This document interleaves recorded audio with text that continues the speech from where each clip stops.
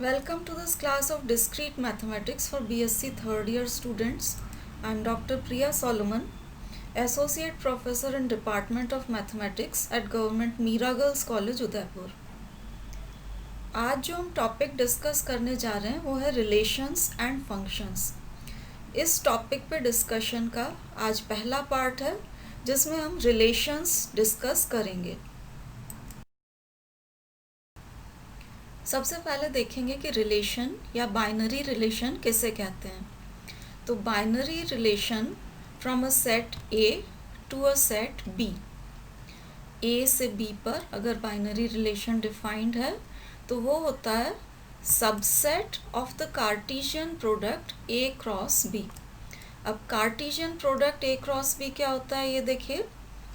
Cartesian product A cross B is the set of all ordered pairs AB। ordered pairs AB में ये पहला element A जो है first set A में से आएगा and second element B will belong to the second set B। इस type के जितने भी ordered pairs बनते हैं उनसे जो बनने वाला सेट है that is called Cartesian product of A and B। और बाइनरी रिलेशन इस सेट का सबसेट होता है। अब इसका सबसेट होता है दैट मीन्स बाइनरी रिलेशन के एलिमेंट्स भी इसी टाइप के होंगे, they will be ordered pairs. Binary relation R को हम इस तरह से रिप्रेजेंट करते हैं। R is a relation from set A to the set B. अब हम देखते हैं कि domain and range of relation किसे कहते हैं। हमने देखा था कि क्योंकि R जो आपका रिलेशन है it is a subset of Cartesian product A cross B, तो इसके एलिमेंट्स ऑर्डर्ड पेयर्स होंगे। अगर एक्स वाई ऑर्डर्ड पेयर किसी रिलेशन R में बिलोंग कर रहा है तो इसके ये जो फर्स्ट पोजीशन वाला एलिमेंट है X, फर्स्ट पोजीशन वाले एलिमेंट को आप एक सेट में डाल दीजिए, वो सेट जो बनेगा that will be domain of R। तो domain of relation R this is equal to set of all X such that X belongs to A। X first position वाला एलिमेंट था तो ये फर्स्ट सेट A में से आएगा, where XY is an element of the relation R and Y जो second position वाला element है वो सेकंड सेट B में से आएगा। इसी टाइप से रेंज को डिफाइन किया गया है, रेंज ऑफ R।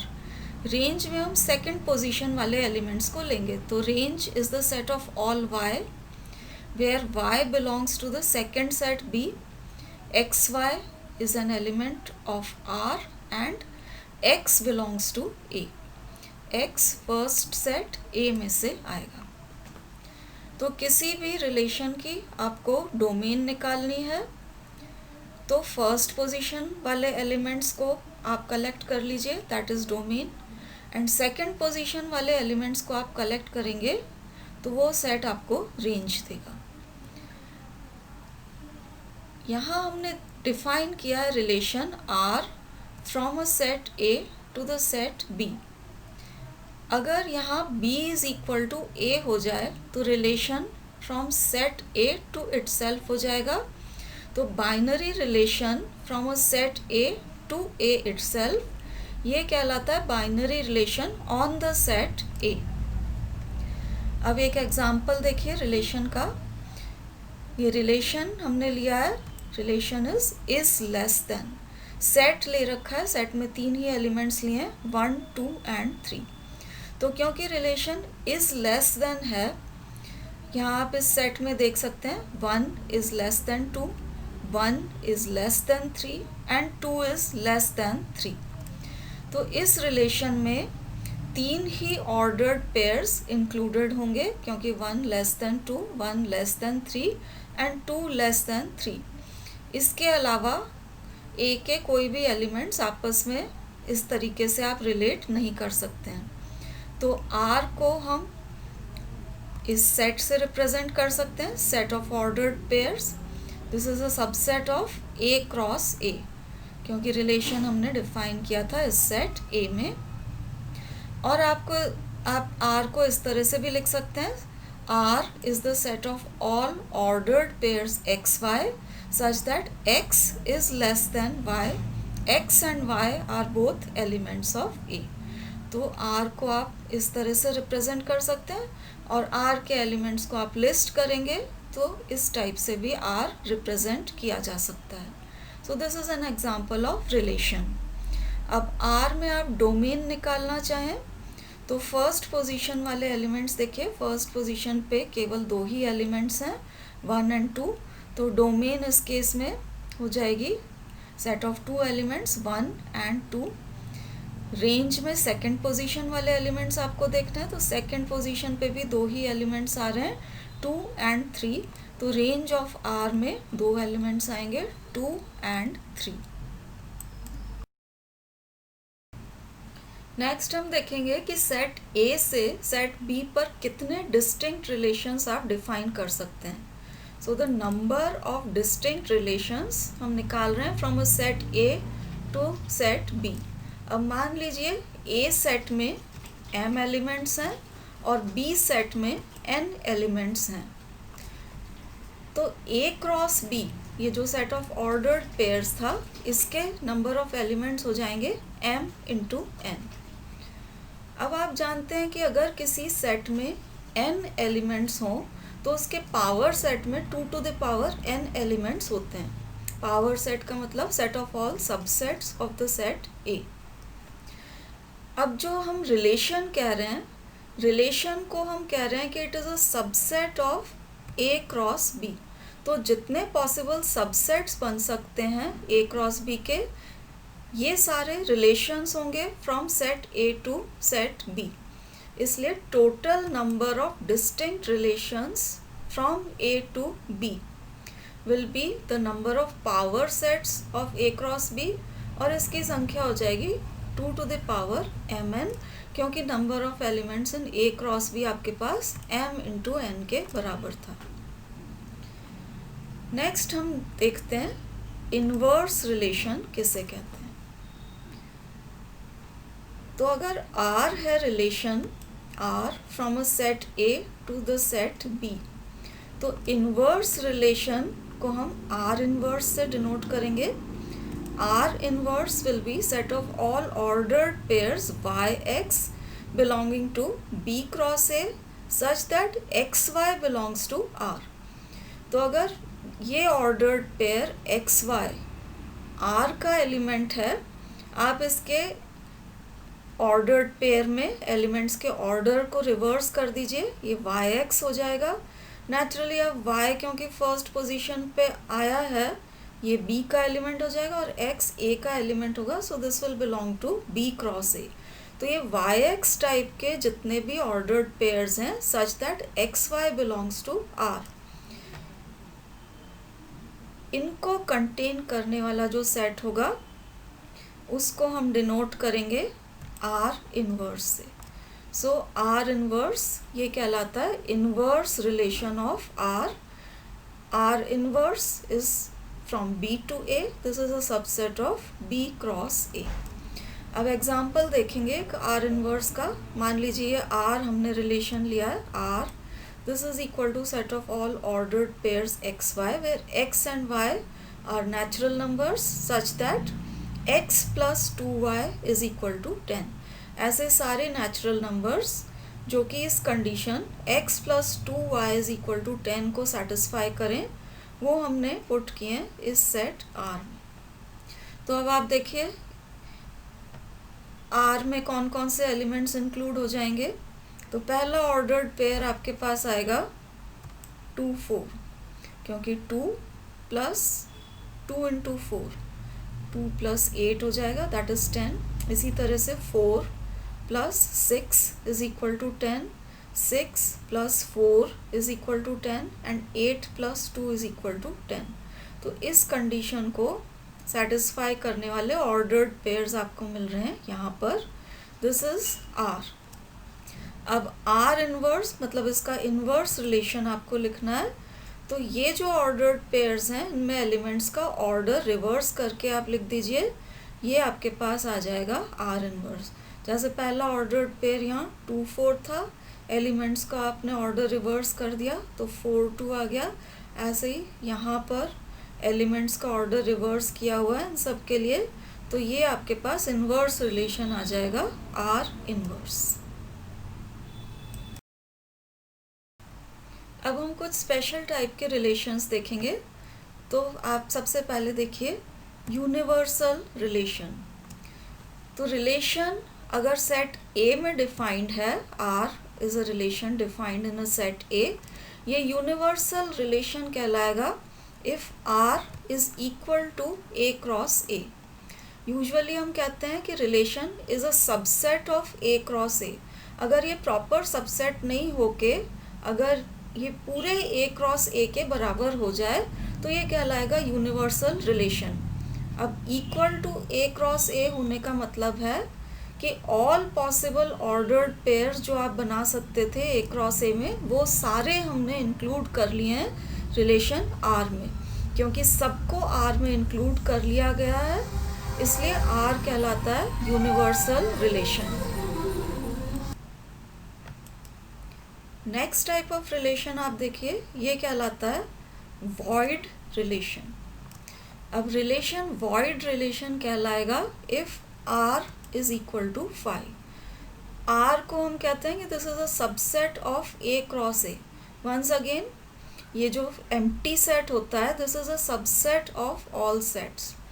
तो अगर R equal to empty set हो जाए, मतलब proper subset of A cross A नहीं होके अगर R is equal to empty set हो जाए तो रिलेशन कहलाएगा आपका वॉइड रिलेशन। नेक्स्ट हम देखते हैं आइडेंटिटी रिलेशन।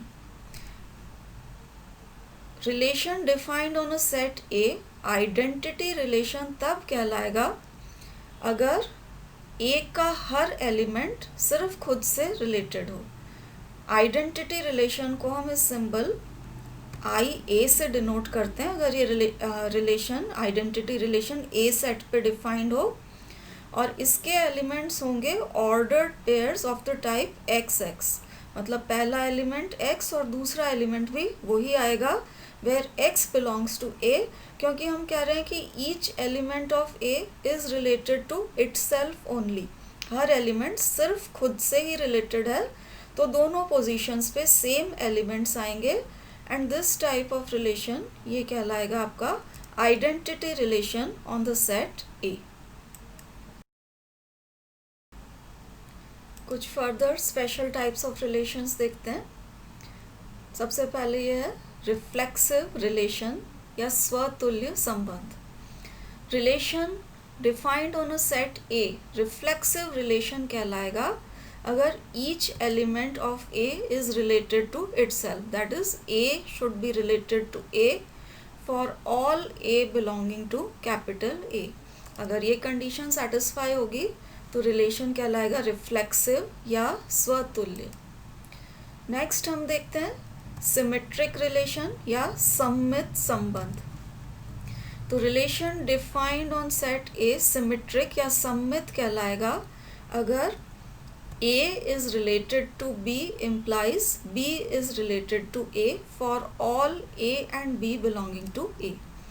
मतलब A B से रिलेटेड होने पर अगर B भी वापस A से रिलेटेड हो और ये कंडीशन सेट के हर पेयर ऑफ एलिमेंट्स के लिए सेटिस्फाई हो रही हो for all A B belonging to the set A, तो रिलेशन कहलाएगा सिमेट्रिक या सममित। नेक्स्ट आप देखिए ट्रांजिटिव रिलेशन या संक्रामक संबंध। तो रिलेशन ट्रांजिटिव कहलाता है अगर A related to B and B related to C होने पर A रिलेटेड टू C हो for all A, B and C belonging to A। मतलब A का रिलेशन B से है और B का रिलेशन C से होने पर A डायरेक्टली C से रिलेटेड हो जाए, A रिलेटेड टू C हो जाए और ये condition for all A, B and C belonging to A satisfy हो रही हो तो रिलेशन कहलाएगा ट्रांजिटिव या संक्रामक।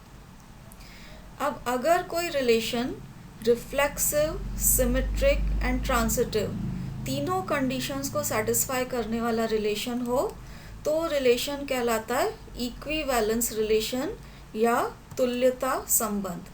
तो इक्विवेलेंस रिलेशन वो रिलेशन होगा which is reflexive, symmetric as well as transitive. स्वतुल्य हो, सम्मित हो एंड संक्रामक, तीनों कंडीशंस को अगर कोई रिलेशन सेटिस्फाई करे तो वो कहलाएगा इक्विवेलेंस रिलेशन या तुल्यता संबंध। एक और स्पेशल टाइप ऑफ रिलेशन है एंटी सिमेट्रिक रिलेशन। तो रिलेशन एंटी सिमेट्रिक कहलाता है अगर A is related to B and B is related to C होने पर A is equal to B हो जाए for all A and B belonging to set A। तो आपका रिलेशन कहलाएगा एंटी सिमेट्रिक या प्रतिसम्मित संबंध। तो एंटी सिमेट्रिक रिलेशन के लिए A is related to B and B is related to C, दोनों कंडीशंस अगर साथ में सेटिस्फाई हों, this should imply A is equal to B। अब देखिए, हम डिफाइन करते हैं पार्शियल ऑर्डर रिलेशन। अगर कोई रिलेशन रिफ्लेक्सिव है, एंटी सिमेट्रिक है एंड साथ में ट्रांसिटिव भी है, तो ऐसा रिलेशन कहलाता है पार्शियल ऑर्डर रिलेशन। रिलेशन अगर reflexive, anti symmetric and transitive होने के साथ साथ एक और कंडीशन लॉ ऑफ डाइकोटोमी को सेटिस्फाई करे। अब लॉ ऑफ डाइकोटोमी क्या होता है वो आप देखिए, अगर सेट A के कोई भी दो एलिमेंट्स आप लेते हैं, या तो A रिलेटेड टू B होना चाहिए या B रिलेटेड टू A होना चाहिए। मतलब कोई भी दो एलिमेंट्स A के ले लें, सेट कैपिटल A के, वो दोनों आपस में रिलेटेड होने चाहिए, या तो A रिलेटेड टू B हो या B रिलेटेड टू A हो।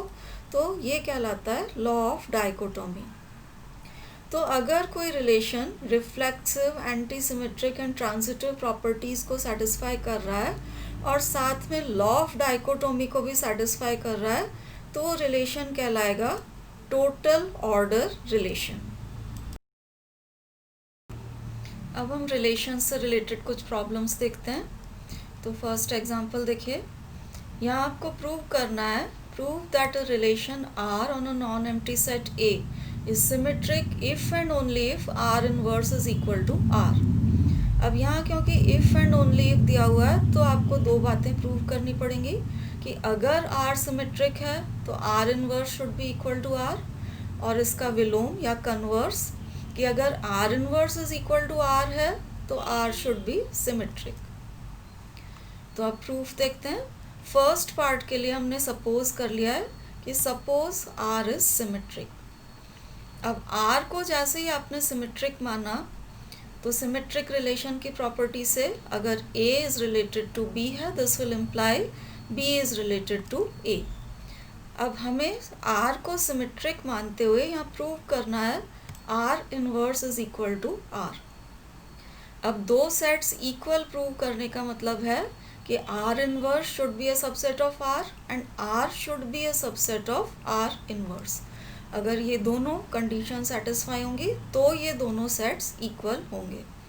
तो सबसे पहले हम प्रूव करेंगे कि R is a subset of R inverse. उसके लिए हमने R का कोई भी एलिमेंट ले लिया, AB बिलोंगिंग टू R।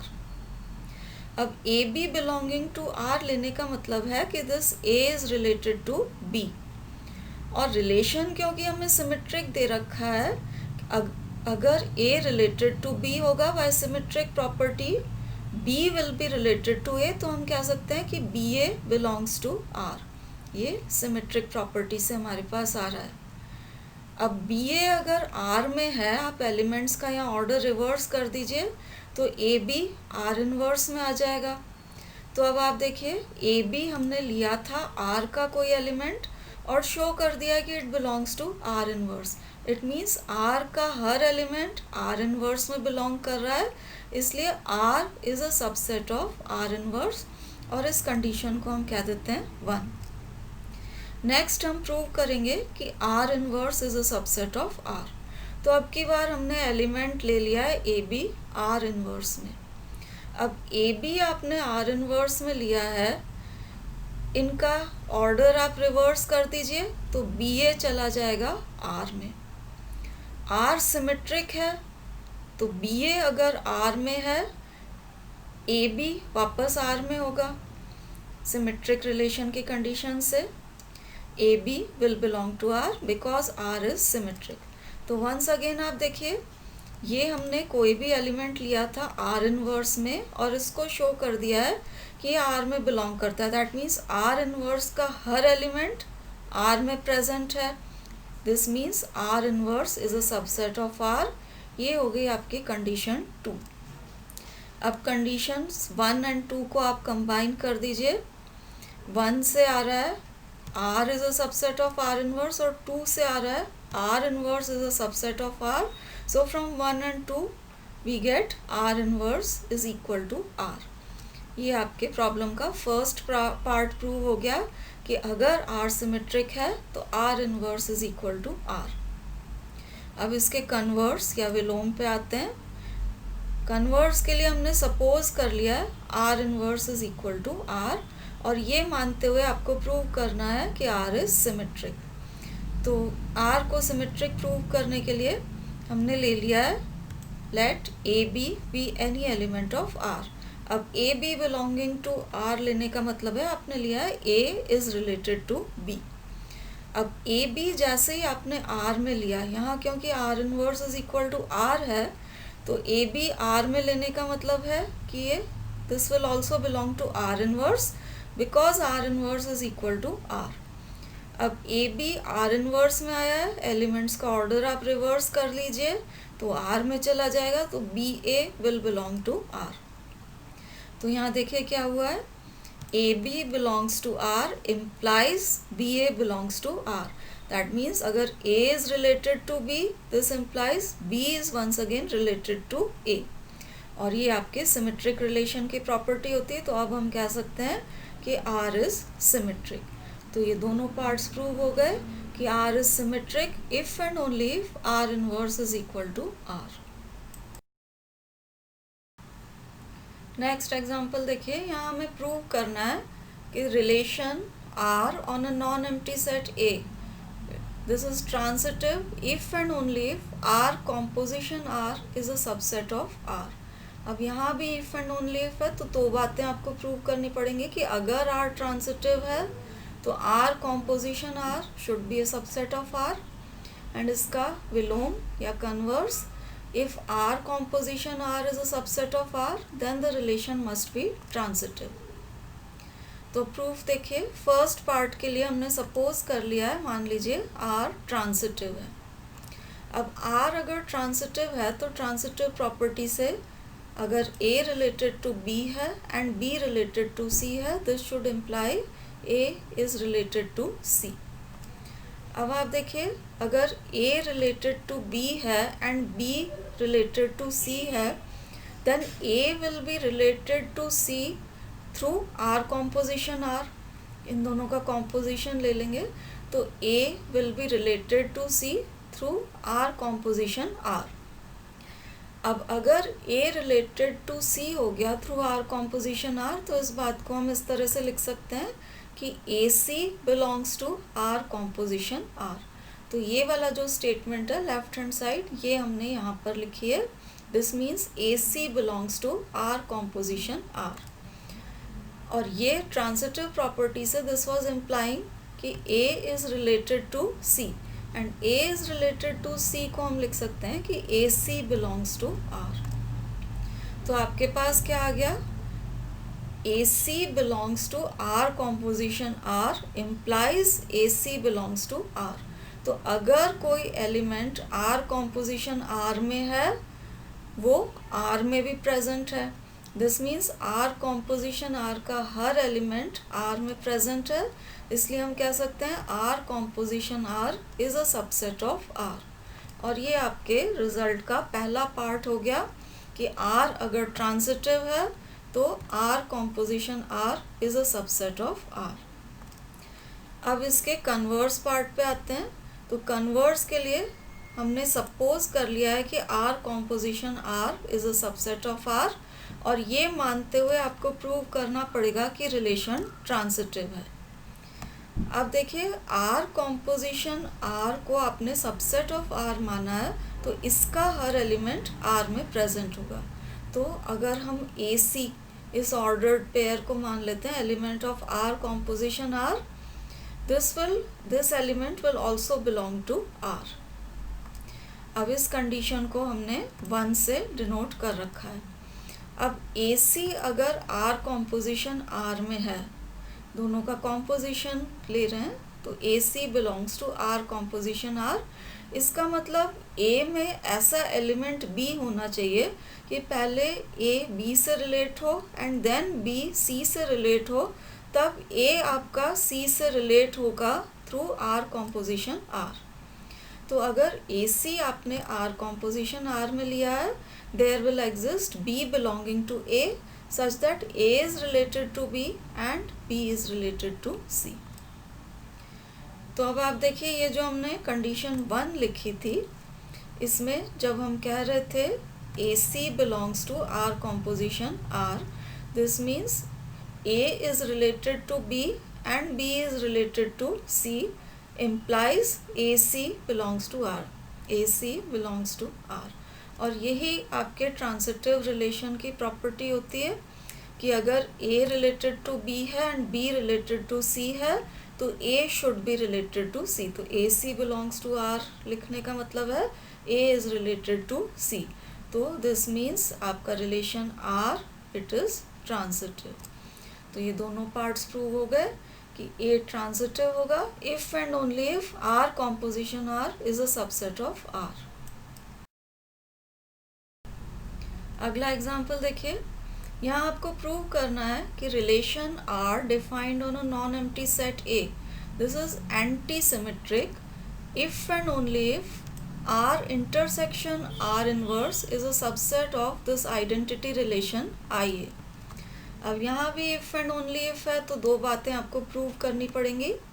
तो फर्स्ट पार्ट के लिए हम R को मान रहे हैं एंटी सिमेट्रिक, और R को एंटी सिमेट्रिक मानते हुए आपको प्रूव करना पड़ेगा कि R intersection R inverse is a subset of IA। अब देखिए जैसे ही आपने R को एंटी सिमेट्रिक माना, तो एंटी सिमेट्रिक प्रॉपर्टी से A is related to B and B is related to A will imply A is equal to B। अब इसी कंडीशन को हम इस तरह से लिख सकते हैं, A is related to B का मतलब this ordered pair AB belongs to R, B is related to A means ordered pair BA belongs to R, so A is related to B and B is related to A, antisymmetric property से this implies A is equal to B, और इस condition को हम 1 से denote कर रहे हैं।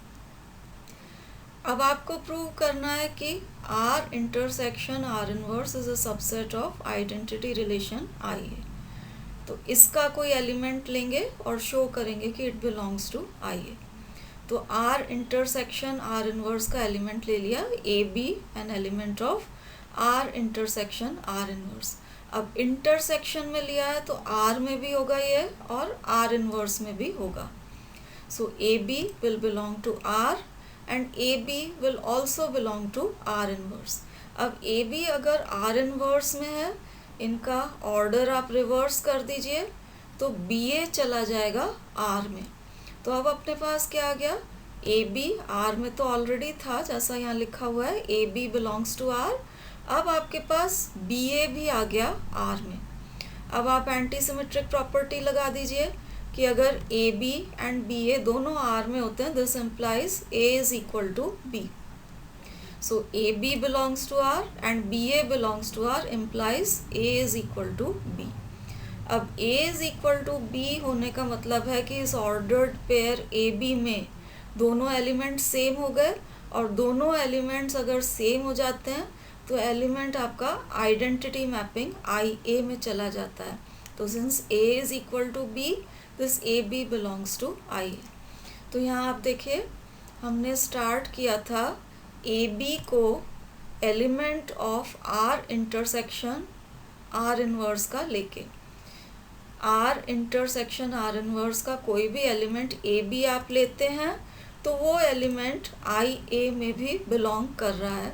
इसका मतलब आर इंटरसेक्शन आर इनवर्स का हर एलिमेंट आई ए में भी है, इसलिए this is a subset of I A, क्योंकि each element of this is a subset of each element of R intersection R inverse belongs to I A. इसलिए ये first part आपका प्रूव हो गया कि R intersection R inverse is a subset of I A. अब converse के लिए हम सपोज करेंगे कि R intersection R inverse is a subset of I A, और प्रूव करेंगे कि आर इज एंटी सिमेट्रिक। अब एंटी सिमेट्रिक के लिए मान लीजिए A is related to B है and B is related to A है। अगर आर एंटी सिमेट्रिक है तो ये दोनों कंडीशंस होने पे आपको शो करना पड़ेगा कि A is equal to B. तो हम इससे स्टार्ट करते हैं। A is related to B है, this means ordered pair A B belongs to R. B is related to A माना है, this means ordered pair B A belongs to R. अब B A R में है, आप order reverse कर दीजिए तो ए बी आर इनवर्स में आ जाएगा। तो ए बी आर में तो ऑलरेडी था, ऑर्डर रिवर्स करने पे ये ए बी आर इनवर्स में भी आ गया है। तो A B R and R inverse दोनों में होने की वजह से it will belong to R intersection R inverse. और हमने सपोज कर रखा है कि R intersection R inverse is a subset of I A. तो अगर कोई एलिमेंट इसमें है तो आई ए में तो डेफिनेटली होगा, क्योंकि ये पूरा सबसेट ऑफ आई ए है। ये हमारे पास A B belonging to R intersection R inverse आ गया है, इसलिए A B will belong to I A because this R intersection R inverse is a subset of I A. अब जैसे ये आई ए में आया तो आई ए में सिर्फ वही एलिमेंट्स होते हैं जो खुद से रिलेटेड हों। दैट मीन्स ये सेकंड पोजीशन वाला एलिमेंट भी फर्स्ट पोजीशन वाले एलिमेंट के अगर बराबर होगा तभी ये आई ए में बिलोंग कर सकता है। So A B belongs to I A implies A should be equal to B. तो फाइनल रिजल्ट अपने पास ये आ गया कि A is related to B and B is related to A implies A is equal to B। ये आपकी anti symmetric property satisfy हो रही है। तो अब हम कह सकते हैं कि R इज एंटी सिमेट्रिक। तो ये आपके दोनों पार्ट्स प्रूव हो गए कि R is anti symmetric if and only if R intersection R inverse is a subset of identity relation I A. Lecture के नेक्स्ट पार्ट में हम फंक्शंस डिफाइन करेंगे और रिलेशन से रिलेटेड कुछ और प्रॉब्लम्स को भी डिस्कस करेंगे। Thank you for watching.